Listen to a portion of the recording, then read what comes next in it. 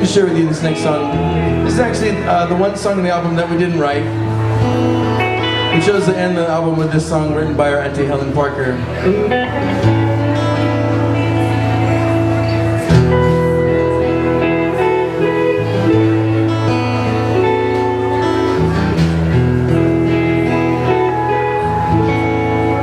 Gotta make sure my G-string isn't too loose. I hate that. This song was composed by Auntie Helen for her sister in her guest house on Molokai. See, when you go to Molokai and you... It's not mine. I do that when I sit down on my keys, usually. When you go to Molokai to visit your family in Kalaupapa, you can visit them, but you can't stay the night. You have to find someplace else to stay. And where people generally stay is in this guest house up on the hill. It became known as Pu'ulani. Pu'ulani means on heaven's hill. This song was composed not only for the guest house, but for a beloved child of Auntie Mamie. Her youngest child, whose name was Henry, who they called Hene Boy. Hene Boy was diagnosed with leprosy at the age of 9. And they came to get him one night in the middle of the night to pull him from his mother's arms. And at that moment was the first time that Auntie Helen sang this song out loud.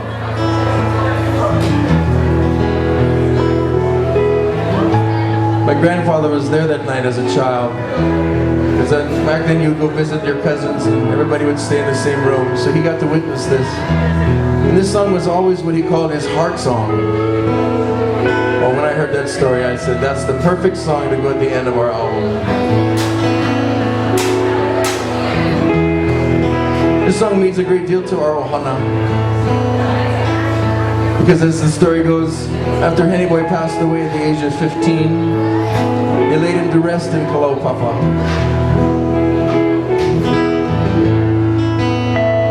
And the family members went to claim him again in the middle of the night, to bring him and lay him to rest again upon the hill at Pu'ulani.